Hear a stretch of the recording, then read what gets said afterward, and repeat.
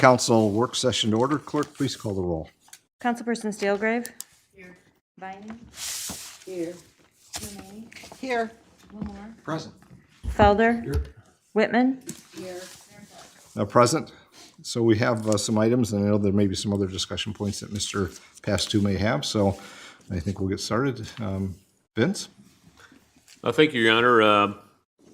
I want to have Mark lead kind of a discussion or answer any questions you might have. As he indicated in his report that our memorandum of understanding with Bird Scooter expired at the end of January and is looking for feedback from council regarding its consideration for renewal. Honorable Mayor, City Council, Mark Cochran, Economic and Community Development Director.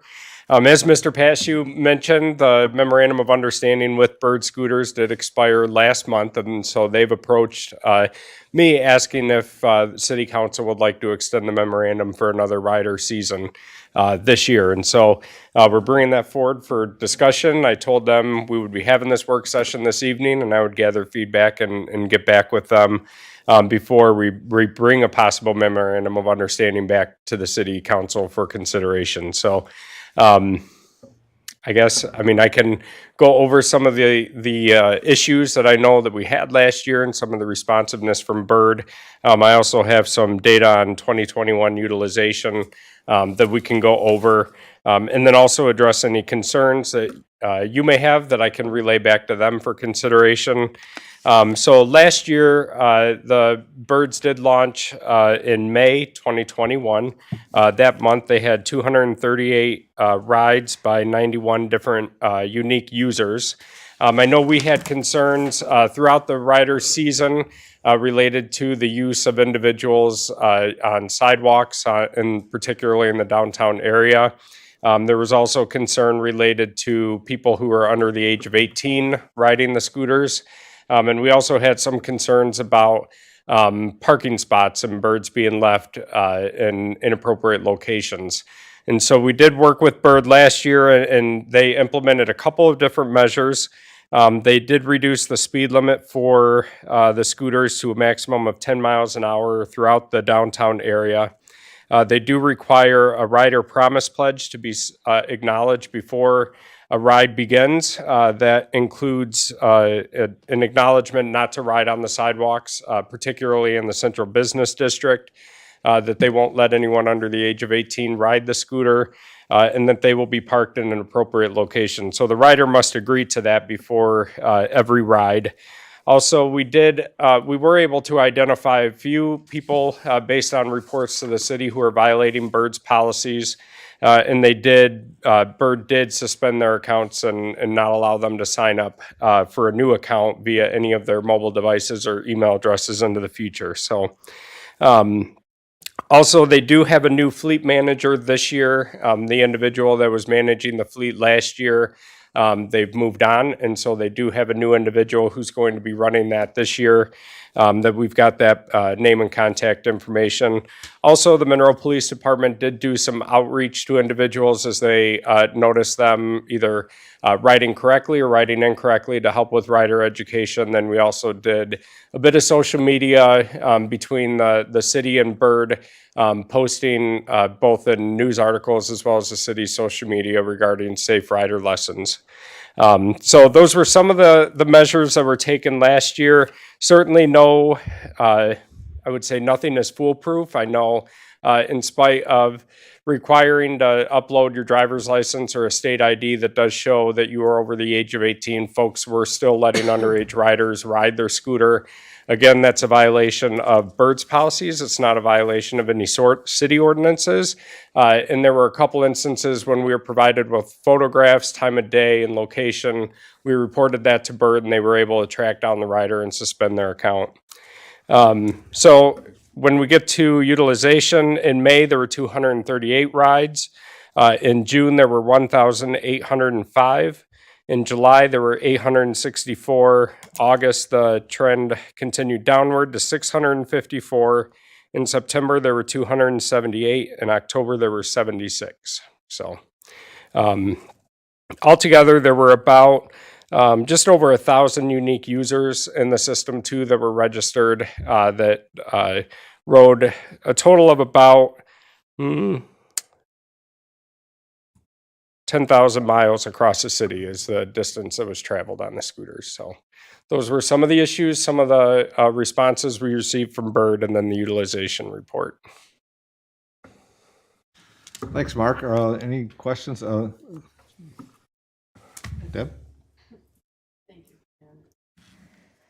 Mark, does the city get any benefit from this at all? Financially, no. I mean, the memorandum of understanding just allows them to operate their enterprise within the city limits, but we don't pay them to operate it, and they don't pay us to do anything. So it's a mutual relationship. There is an opportunity for the city to do more in terms of signage downtown that we can work with Bird on, physical signage. I know I've talked with Paula Stanifer with the DDA, who's had some ideas of some different improvements that we can do that weren't implemented at the city, like have specific parking zones outlined on the sidewalk and have signage and things. That would be at the city's expense. We could work with Bird on that because the memorandum of understanding does also say that they will help provide signage as well. That's not one of the things that we did last year, but going forward we could. Is there any data on how many repeat users they were?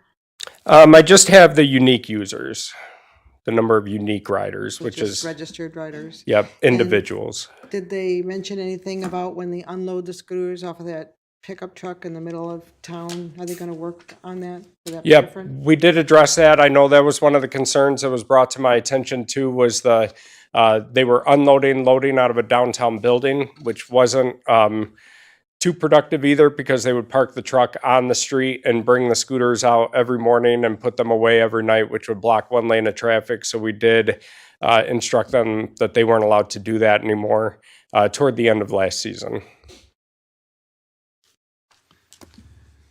Oh, Kelly? So yeah, I think it was a good program. I think from my understanding, the person who managed the fleet got pretty good marks from Bird regarding addressing issues. They go on a time scale as to how they rate you. So they got pretty high marks about quickly addressing. As far as loading and unloading, which probably won't be an issue since that won't be in the downtown area, is there loading and unloading designated for businesses in the downtown area? No, so the individual who operates the fleet has to load them at their either place of business or their home and charge them every night and put them back out. There are designated places where they drop them, but that changes on a regular basis because Bird is a very data-driven company. And so they place them where people are most likely to pick them up and ride them. And so they're responding a lot to where rides start and stop and moving those. I will say that's one of the things that we didn't receive from Bird last year that we requested was a list of where those constant launch locations are, and that would be, I believe, something that if we do consider a memorandum of understanding, I think needs to be baked into the agreement, a little bit better communication on that. They were very responsive whenever I would email them. I'd get a response or call within 2 hours or so. And they would try their best to track down what the issue were and connect with the local fleet manager. Yeah, I understand. My question that I was asking, when you said that there was an issue with them blocking a lane of traffic to load and unload the scooters, which will probably take time because those things are pretty heavy. The businesses in that district, do they have designated loading and unloading zones? Like, where would they be expected to, do the end of night issues if that's where their office is located? I was just wondering why that would be an issue, because don't all of the businesses have their deliveries loaded and unloaded in that same lane of traffic? Yeah, they've got a time, I understand, with the DDA on when they can take deliveries, like the restaurants and the food trucks and things of that sort.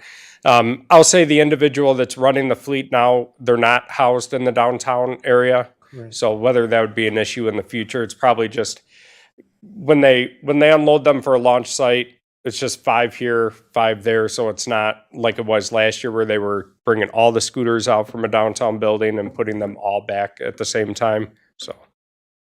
Thank you. Yeah, I thought it was a good program, though.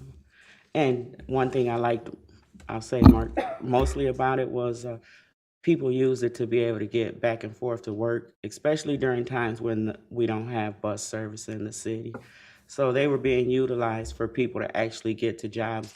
That was one thing I really liked about the program. Of course, Bird wouldn't have that data.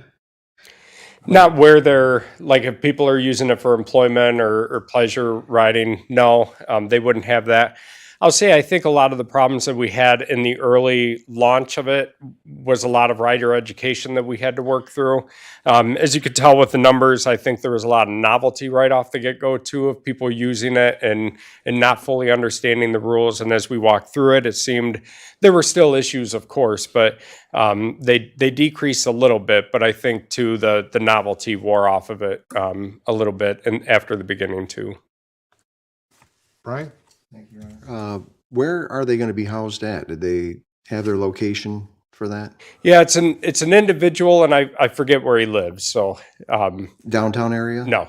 Mm-mm. Okay. I think that may help some of the problem right there, because a lot of the problems occurred because people were taking them out from their base station right downtown and trying them out.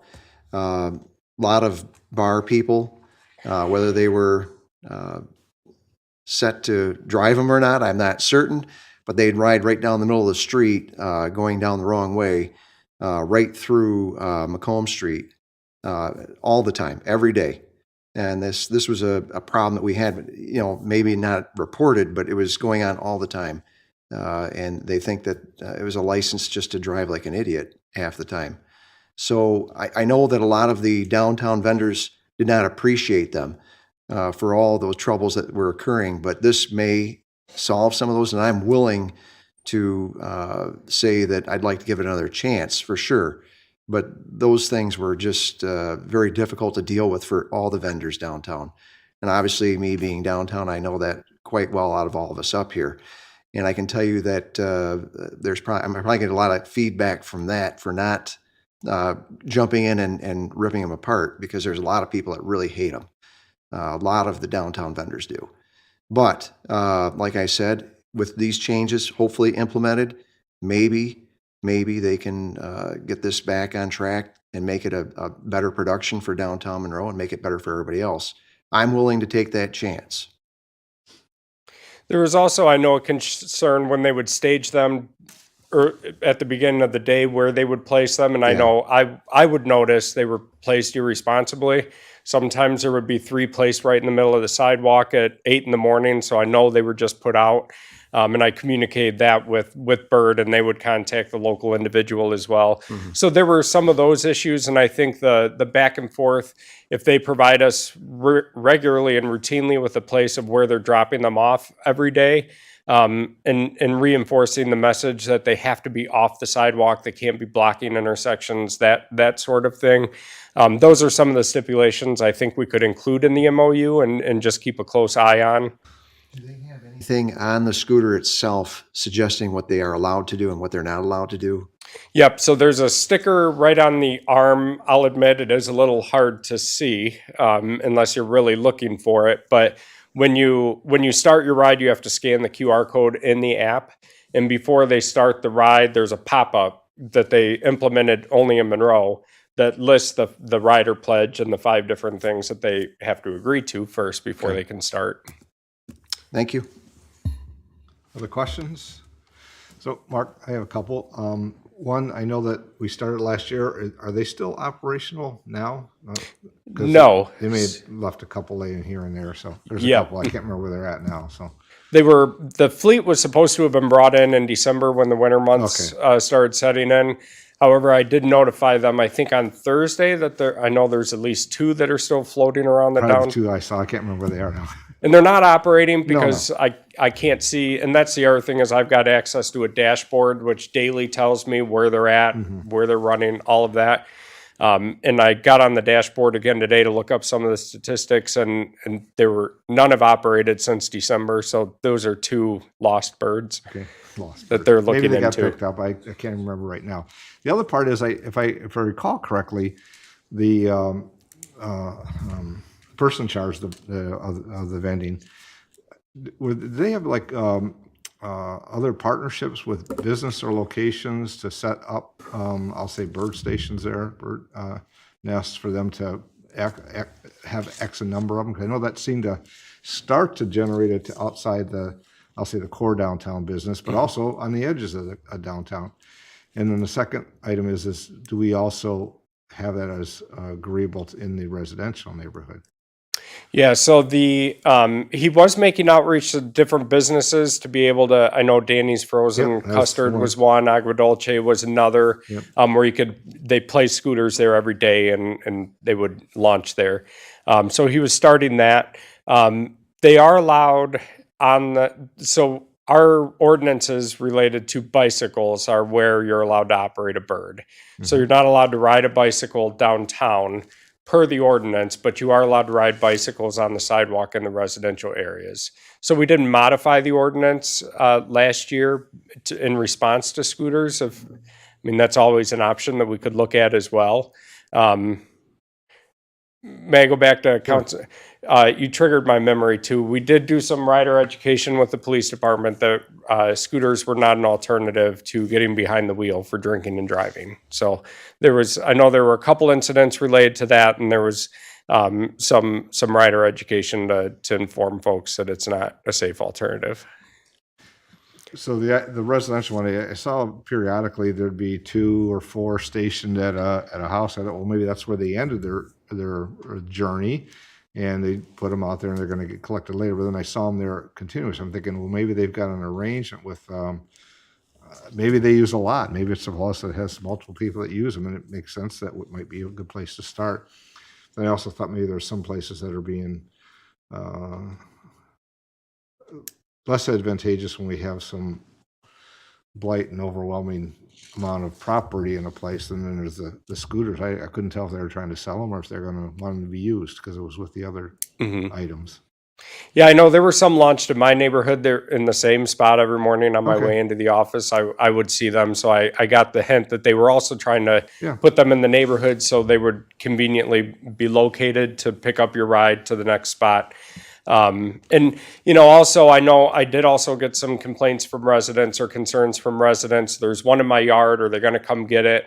And the response was always, you can scan it and report it to Bird. That's not always a feasible answers for homeowners who don't use the Bird app regularly.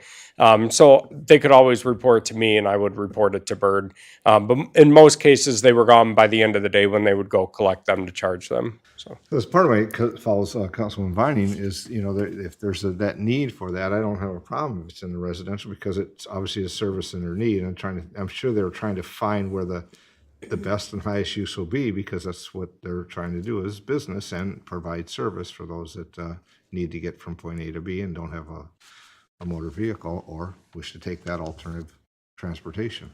So I'm kind of like Brian. I know we've all received some calls about it and some concerns early on, but I think our diligence was done throughout of trying to message what could be or shouldn't be. I think working with the opportunity of where they get stationed and how and it's not because it's a new person that's going to do it, because I thought, as Kelly said, there was a favorable response from the company with the responses that the vendor then was making sure they were done correctly. So I guess I'd like to see how they operate kind of out of the gate again, because maybe the novelty is not as much as it is the necessity, as was stated.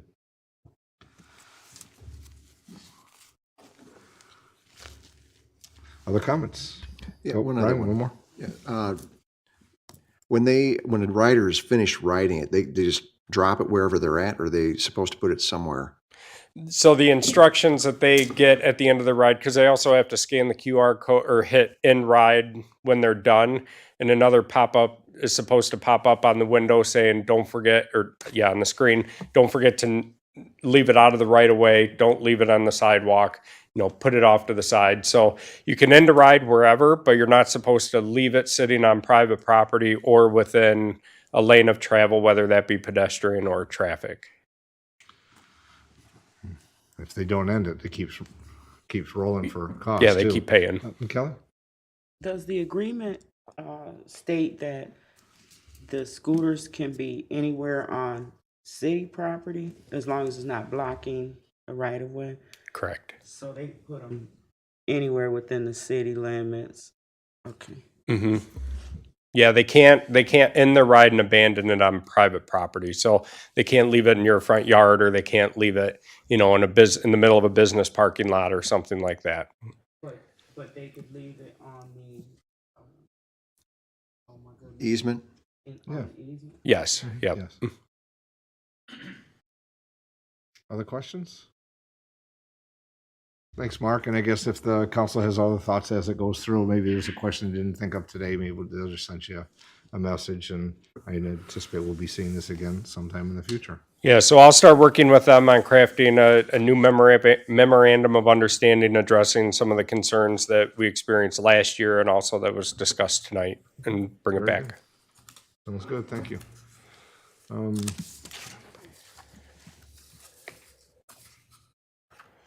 This. Do you want to continue on with the next item as well? Since Thank I'm you. here, sure.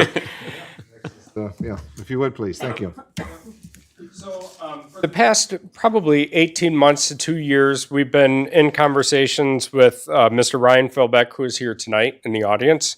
He's the president and CEO of Patriot Group Construction, born and raised a Monroe guy, and so he's had some interest in being a part of the revitalization of Monroe and how he can do some good in our community, in terms of economic development and quality of life. And so for the past probably 2 or 3 years, we've had some discussions about various ideas, and he's taken a keen interest. Back in December, I think it was early December, late November, I did a presentation on all the city-owned property inventory, and a recommendation on what to do with that property into the future. And so Mr. Philbeck and Patriot Group has an interest in assisting in residential infill development utilizing vacant city-owned lots. And so he and I met right after Christmas to develop a proposal to bring to City Council. And so that's what we're doing this evening for your feedback before we move forward in any formal negotiation or development agreement development. And so that was attached to the fact sheet this evening, but there's some background information on the company itself and Mr. Philbeck. But the proposal is identified 13 vacant city-owned lots that are conforming across the city, and the list was included in the proposal. Those are all in the R2 or R3 residential zoning regulated districts. And so the proposal would be to build new residential housing on those vacant city lots. Depending on the lot, most of them would be single-family residential homes, but there is space also on a couple of the different lots that would allow for multifamily residential. Looking through some of the neighborhoods and some of the unique sites, some were more like the ones on Lavender and Toll, I believe. We talked would be more identified for owner-occupied single-family housing, but there's also some other larger size lots that could be multifamily housing that could either end up being condominiumized or rental properties. And so when we looked at each different site, we were coming up with a proposal for those. And so the terms of the offering is outlined on the sheet itself, which you can see. But for the city-owned lot, what Mr. Philbeck is proposing is that the city would own the lot, though we would enter into a development agreement giving him and Patriot Group the right to develop the property exclusively. And for those 13 sites, not working on all 13 at once, but working on 3 or 4 or a small number at a time, going forward, developing a site plan for each of the sites. And then once the site plan is approved, then the city will convey ownership of that property to Patriot Construction. What he is requesting is that the Patriot Group not be responsible for payment of taxes until the properties are completed and there's a certificate of occupancy. And so we've built in a couple different triggers and milestones that would be required in the development to trigger that. So first, as I mentioned, Patriot Group will submit a site plan for approval to the city, following the general guidelines for that residential district. And then upon the approval of the site plan, the city would then convey the property to Patriot Group, and no taxes charged at that event. And then once the building permit is approved, Patriot Group will construct a new home on the property. And then once there's a certificate of occupancy issued, Patriot Group will list the property for sale or lease accordingly with the real estate office. And then there would be a period of 6 months once they take ownership of the property, after the certificate of occupancy is issued, where the city of Monroe, the city will begin to assess the property for taxes.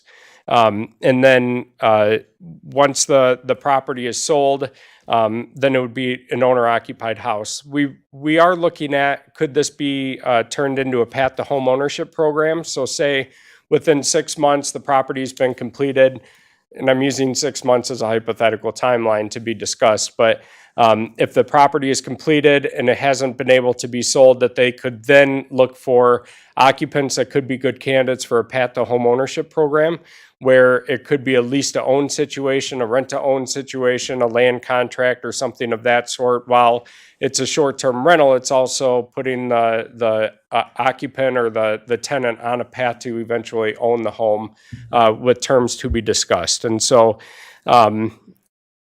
after the 4 properties are developed, then we would start tackling the next 4 and so on and so forth, looking at each individual one. So that's really I think the framework of the discussion that we've had so far. And the development or the proposal does ask that the city convey the property for an amount of $1, which is something that we also wanted to discuss with City Council and see what your feelings are on that to facilitate the redevelopment of the properties. So, Thanks, Mark. I know that the opening letter and also the packet with the information Mark just reviewed was presented, and I don't know if there's questions from that. I have a couple that I can kind of wait and see if council has any questions or comments. I'll say Mr. Philbeck is here also to be able to If answer he has any questions, you can questions. obviously can see if he has some maybe responses as well. Oh, Brian? Yeah, sure. Boy, I think this is a great opportunity for, it sounds like a win-win situation to me, I'll be honest with you. We're not capturing any taxes from these properties currently. Correct me if I'm wrong. So we're talking in a matter of a couple of years, you're going to be capturing taxes from these properties. So from that's a direct benefit to the city, and this is basically where we want to be with these things. And I think that's going to make that more affordable right there in itself. The fact that we're not going to convey a different set price here, $1 is very reasonable for I think what we're looking to do with it is create tax base, and that's I think the whole goal here. Is there any plan to make a model or anything like that, or are you just going to? I mean, is everything going to be unique? That's the only question I would have. So we discussed that, each new residential building would have to fit the neighborhood. And so, what is appropriate, on Rising Street may not be appropriate on Lavender and vice versa. So hence the site plan. Exterior, but maybe interior. I mean, they're all going to be, maybe a 3-bedroom home or 2-bedroom home, or is that going to be unique for the amount of space that's allowed, or what are we thinking here? Because I don't think there's going to be any problem selling homes. Right now, they're selling pretty hot. So I don't think that's an issue whatsoever. It's just is there something that we're going to be able to base this off of for the resident that's going to, or the future resident that's going to be purchasing this property? There's not going to be a model built or anything like that, but the site plan and the architectural renderings and all of that will have to be approved by the city before he can begin construction, before we would convey the property as well. So it's not sort of like what we had discussed, I think, previously with the Michigan Land Bank, the Michigan Land Bank, the Kent County Land Bank, where they were off-site modular houses built and then constructed on-site. These are all going to be, and correct me if I'm wrong, but unique to each individual property in each individual neighborhood, with the size to be determined based on the size lot. Great. Andrew? Thank you, sir. First of all, I want to say to Mr. Philbeck, I love that this is happening. I love that you stepped forward, saw the study, saw the potential of the work that we put in to aggregate all these properties and say, hey, I can do some work here. I can do some damage. So that's awesome, first of all. I think that it very much aligns with our economic development strategy and moreover, our housing strategy that was discussed this last Saturday. Regarding a little bit of the purchase price, I'm sort of happy to sell the properties for $1, but no one seems to be happy to sell them to us for $1. I think a joke was made some time ago by a formal council person that it's unfortunate that the city always purchases these properties for 20, 30, 40, $100,000, and then we always take a loss on the back end. I'm not sure that whether it's appropriate to complain about the purchase price, the sale price, or we're just the appropriate body to eat that cost in the name of economic development. I think some of that probably exists too. But in either case, regardless of what the terms end up being, I think that this is a worthy cause that is worth pursuing. So that's awesome. Thank you, sir. Other comments? Kelly?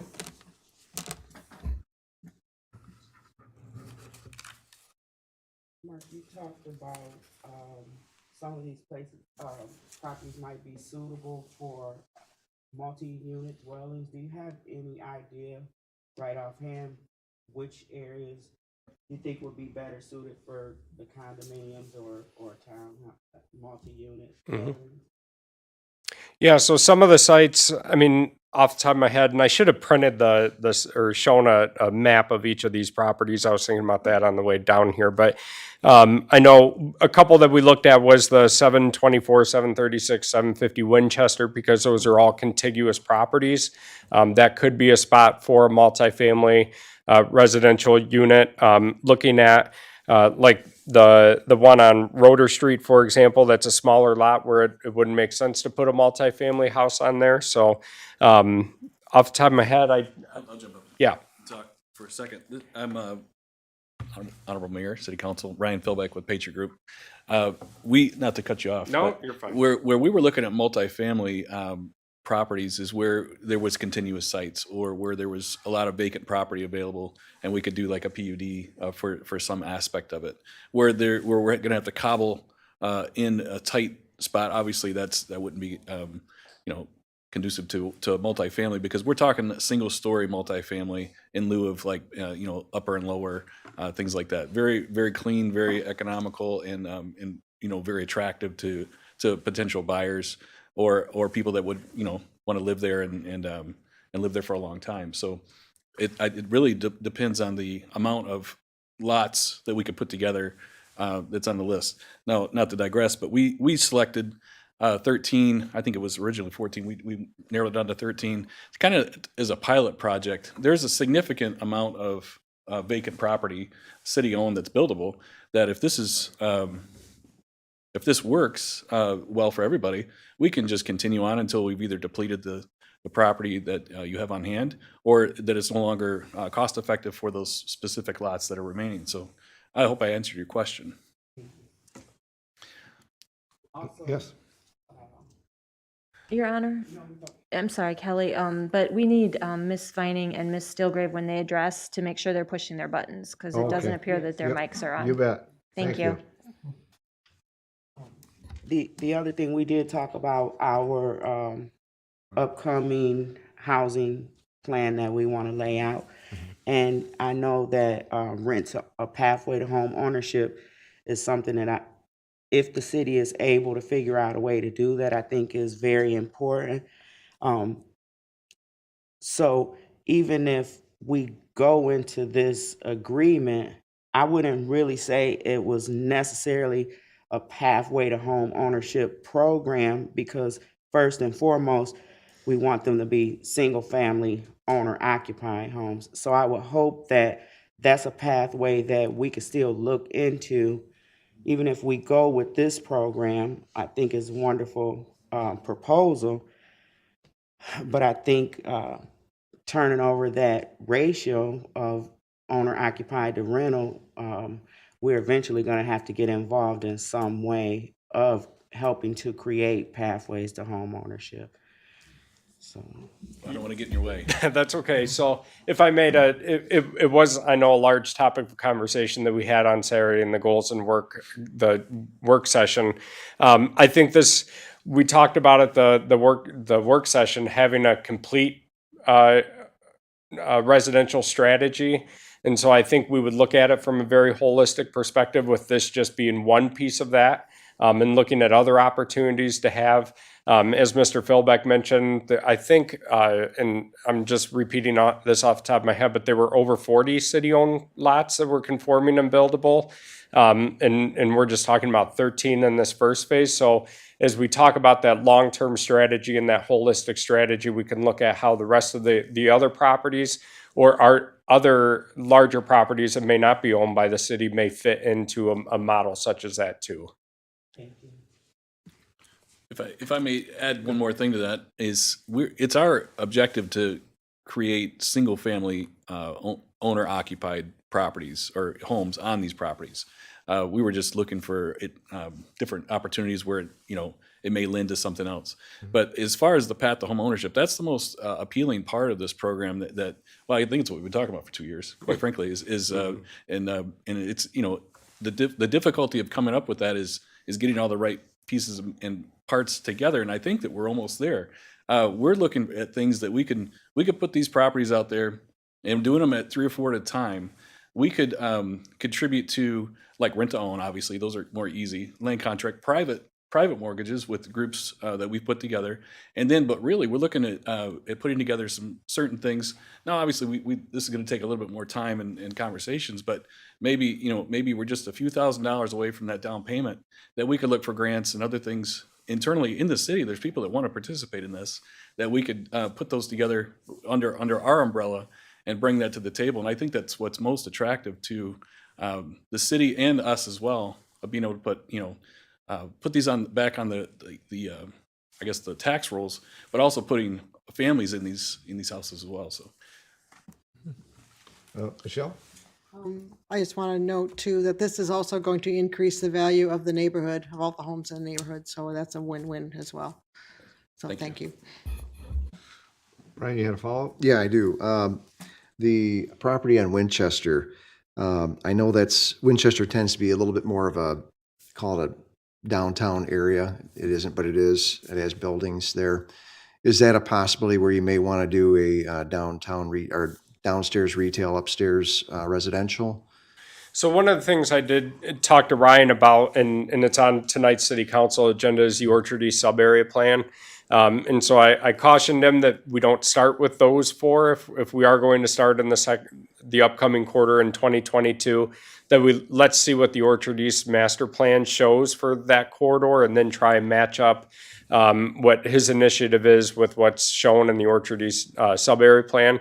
But having the multi-use is something I know that we've discussed in the past, and just depends on the location, but I think it's a possibility as we go through that process as well. Great. Other comments? Mr. Philbeck, thanks for being here. This is kind of what council has talked about for a while, the whole inventory of the vacant property that we kind of pushed forward in our this past week in our goals and objectives. This is one of the more major items that we looked at, what was upcoming that we needed to really kind of step into. So this kind of mirrors that conversation. I did, I think you answered a couple of my questions right in your presentation, talking about, Mark and you both saying this, it's not just doing one here and then doing one there. Obviously, there's economic benefit to that if you're doing 2 or 3 that are nearby, logistics, staging, all those type of things. So it's good to see that we're looking at see those 2, 3, 4 that are going at the same time, and then it allows us to move forward quicker. The comment on the pathway to ownership. I'm looking for how it was stated here. But I think that, there's probably different ways to do that. I think you mentioned a couple. I know that Councilman Vining, we've talked about that here in our council. And how do we get people there, and what can we put in place to make it happen? So I was curious, and I think that's going to be in the details as you move forward. What's the time frame that you want to manage through that as well? And what's a reasonable time frame to say this is the pathway to ownership for those that can I guess, step into that at that time, and then when does it transition? Because, obviously, as the developer, you want to move forward as well, and we want people to move forward into ownership and families. So those will be the details that will come later. I just kind of an item that was we've discussed here. To the path to home ownership program, or whatever you want to call it, is there's probably different ways to do that, but the time frame is a question I will wait to see. I don't have a problem with the transition of the property, because as we have all said, I've said, it has, it's not taxable now, and we have the opportunity to package and put things together that will become, and I think that's for all the reasons and comments that were said here. It not only improves the lot to be taxable, but it improves the neighborhood. And so as infill, will start to hopefully make impacts and throughout the block and the area. So I'm looking forward to this. I hope that we can continue on and find a way to get there. Mr. Buds. I just had one comment, Mayor, that you were talking about from the timing perspective that we'll just have to watch. And I think it's something we can definitely work through. But when that property transitions ownership-wise, we're going to hit a situation where come the next December 31st, it'll be on the tax roll. Right. So we may need to talk about how we massage that based on everyone's expectation. I think there's ways to do that, but I just didn't want that to be a surprise as we talked our way through that. That's a great point, because we talked about some of the in the past of what is a property on site at the time of that gets evaluated and what's not, and that's a good point, to make sure that's in the discussion as well. Thanks you, Mr. Buds. I think the thought process that you had in terms of the offering, I think that they show a pathway, at least a thoughtful process of how we get there. I mean, because it is a we together.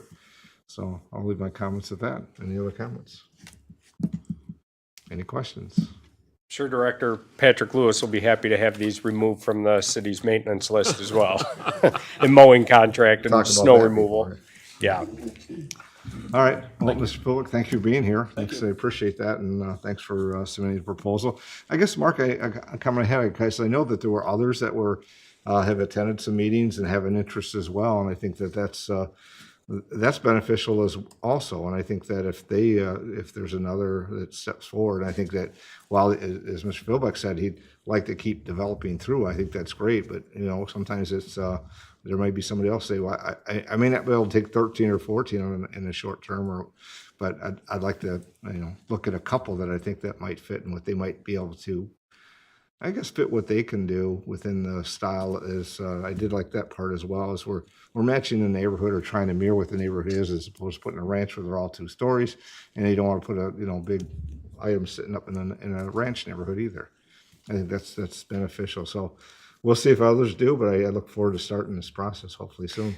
That's the uniqueness of an infill development project across the city, is you've got many different neighborhoods to consider, and it's not one development in one large area where you create your own template. It's the footprint is kind of already there that you have to. And I do like the idea that is, I think has been said already, that when it may be appropriate, that other type of properties is developed, that might be that newer rental and multi housing, as I think we've talked about that as well. And then there's the senior housing that we talked about over the weekend also, and maybe there's that we know the property we were talking about that was going to be and is not. And whether it's that plan or another, I think that there's great potential, great need there as well. Andrew, you had a follow-up. I do. These all conforming lots? Yes. Yes. And then I know that we have some lots that are not conforming, that are a few feet shy of the 40 feet necessity. If we play around with the numbers and are able to merge some or change up some, this could be a list that increases in size over time. It can be. Some of those non-conforming lots, they're adjacent to each other, so there's a way you can combine 2 lots to make them conforming and some of those things. And we'll get down more into the nitty-gritty and do some examination there. Yeah. It's probably about 2 or 3 times a week I get a phone call about a non-conforming lot that somebody wants, but. And I'm sure that would all be, contingent based upon Patriot Group's appetite to redevelop those properties, or or whatever other development agency we engage. But okay, so this is a starting point, but this is not, the complete list of all the work that's going to be done in the city on this issue. Yep, correct. Thank you. I think that's it. Mr. Thank you, Your Pastor, Honor. Thank you both. Mark? Mr. Philbeck, appreciate it. Thank you. The other item that we have in our work session is just a review of items on council action for tonight. I know I've talked with council on a couple of these items. One is, the first one is authorizing the sale of port property to Shun Steel USA, 1700 East Front Street. It's just east of where Hanwha is, near the freeway interchange. I'm not sure if there's any questions the council may have, but obviously, if you recall that any sale of port property does require council approval. I don't see any. I'll just say that, though this is something that's been brought forward in the past, and there's been some adjustments to get there. Timing seems to be appropriate now, and it would be, I guess, another manufacturing industrial place that would have benefits to the community, but also hopefully it offers the opportunities for employment. And there are stipulations and timelines they have to meet, so. Absolutely. Okay.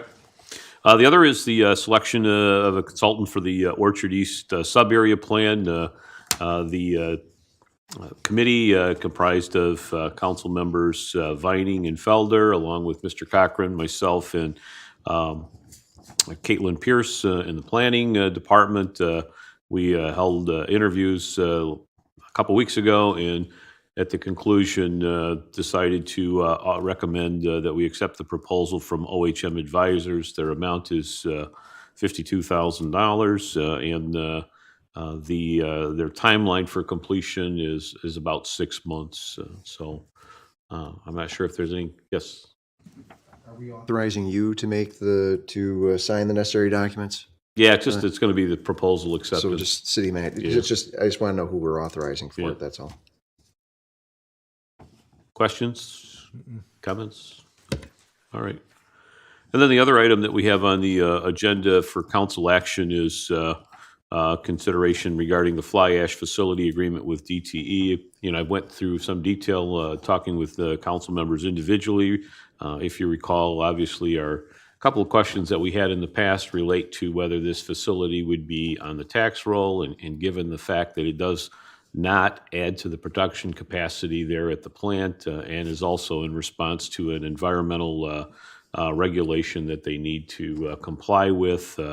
Therefore, under Michigan tax code, it's exempt from tax. And then the other is looking at the fee itself, and if there was any manner that we could somehow find a benefit into the general fund. As it is, I'm comfortable with the way it is now. I think there's some stipulations in the tribunal agreement with them that would make me uncomfortable, but clearly there's a benefit revenue-wise to the water fund as well as the wastewater fund on an annual basis. So any thoughts, questions?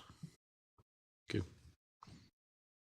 Just wanted to make sure we go through these, review them before we put them on for tonight. So that's all I have. Other questions or comments?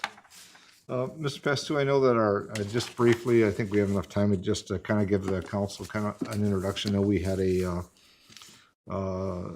Zoom meeting today. We mentioned it during our goals and objectives, talking about pedestrian safety, non-motorized. There's an item that we were contacted that came from the organization. I'm looking for it, but it's Michigan Fitness Foundation and others about coming to do a pedestrian safety education campaign. Any comments on that, or just is it where it's all preliminary now? It's just starting, but just maybe where we're going. So the process is obviously in its infancy, and in talking with their representative today, said actually we're further along than the other two communities, so that's good. Sometimes you worry you're overwhelmed at times, but really one of the most important things, next steps for us, is to form a steering committee Mayor Clark and I talked a little bit about it. From a staff standpoint, we'd certainly consider the public safety director and/or designee. For that, I know the director has been involved with traffic-related planning and issues in the past with traffic and safety.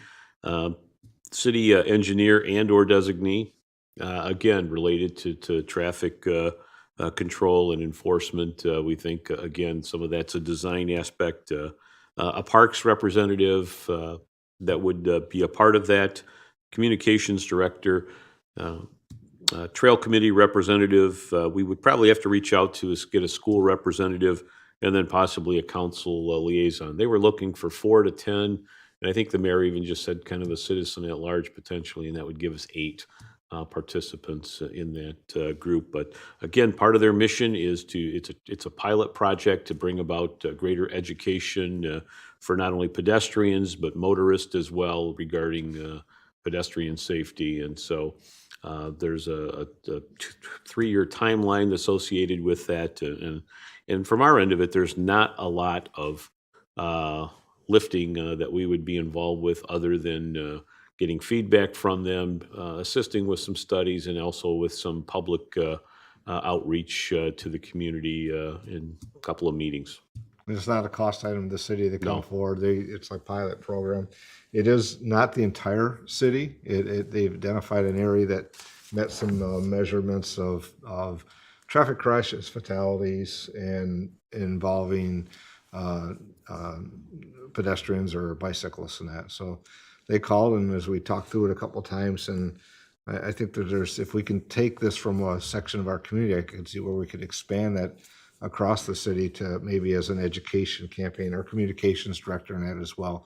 So they're willing to come and do it, and we're thinking that there's some benefit. I think all the conversation going on with our trails committee, how do we maneuver non-motorized through our community from one side of town to the other, or from one place to another, and as well as we know that there's others initiatives going on that are connecting to the trail.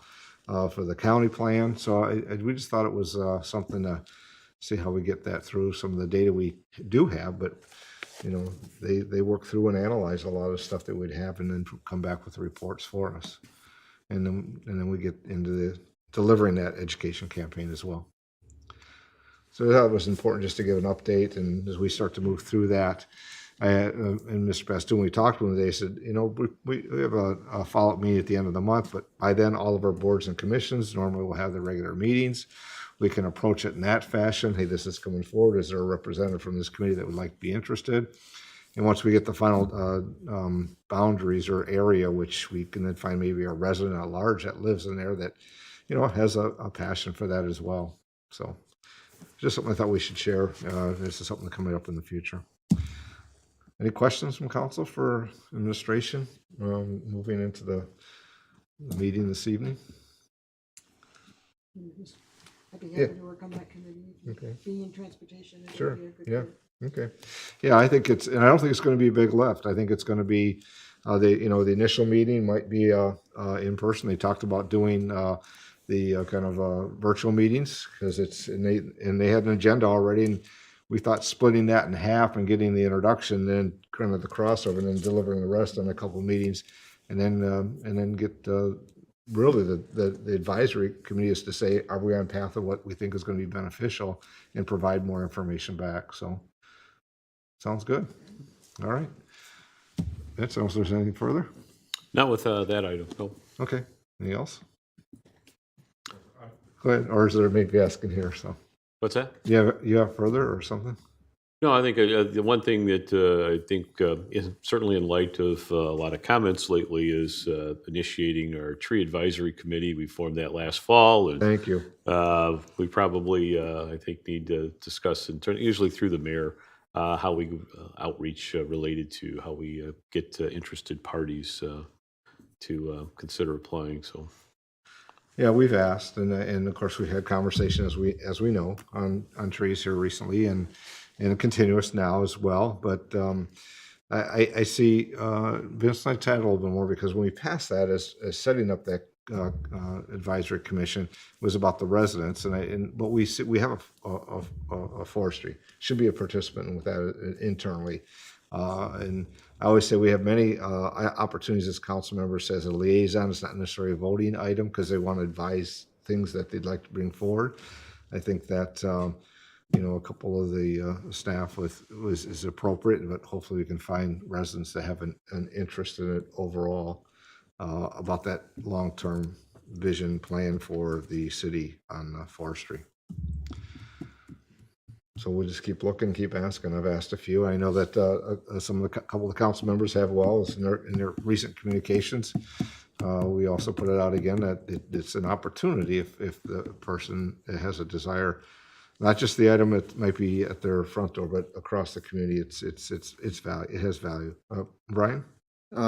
When we ask some residents to participate in this, what type of meeting timeline should I give them? As far as what should they expect to? I mean, like CPC. Yeah. We go.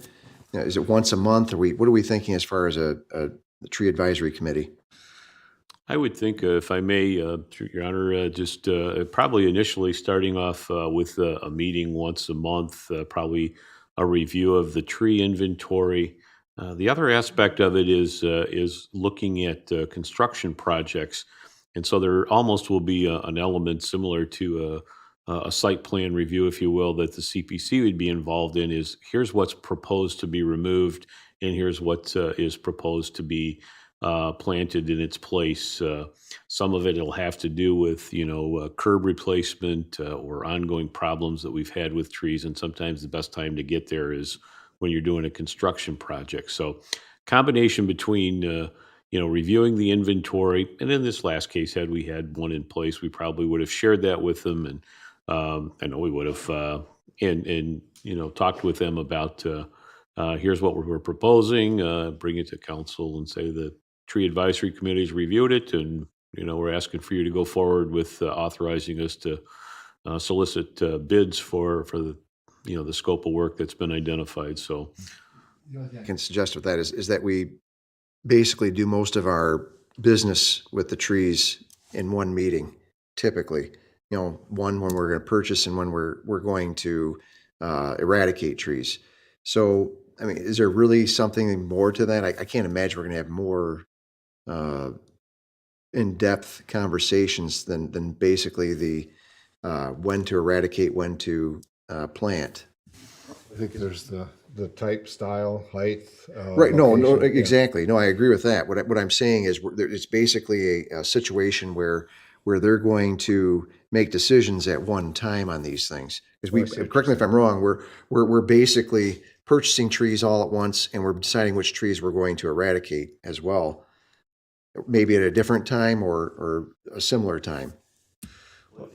ideally, if you will, there's going to be the ongoing maintenance of our trees throughout the city, but there's also going to be special project related. So, if we do an ongoing assessment, we can, much like with some of the demolitions that we handle, it's like, okay, these are the ones that we think are the worst. Let's put these on the schedule. Is that okay? And then we'll go through the process of proving that. And then here's what's being replaced with it in that capacity. The other part of it is there's just construction projects that may require some tree removal, and that's also going to be kind of an ongoing thing. So I don't think it's more than one meeting a year, that's for sure. And again, depending on the flavor of the committee, that they may wish to meet more frequently if they have business. And I think some of it's setting forth policies and that type of thing. So, Andrew? If I may, yeah, I certainly think there is sufficient work to justify monthly meetings, at least in the beginning, until we decide that there's not. But I know that several residents have approached me as well in an effort to either plant or remove trees that are seen as nuisances or are diseased or whatever. And I essentially tell them, if forestry has reviewed it, that's who I see as the authority on these issues. That's the professionals that we hire. This would give, I think, residents an additional venue to come before a body and argue their case, and then have that a meeting almost like a ZBA sort Exactly. of function. Yeah. So I think that there is a sufficient scope of work to keep them busy for that time. In terms of tree removals, what neighborhoods have been neglected, what neighborhoods need to be replanted or taken down, you know, line it up with other construction projects like you had mentioned. So yeah. Anything further, Vince? Nope, that's it for me. Is there any comments from council, any additional items that want to share with the administration now? It's 7 o'clock. We have about a half hour, which is fine. Gonna run up and make some copies, and so I'll do a couple of things. But if there's nothing further for the work session, I see no hands. I will close the work session, and 7:30 we'll start our regular meeting. Thank you.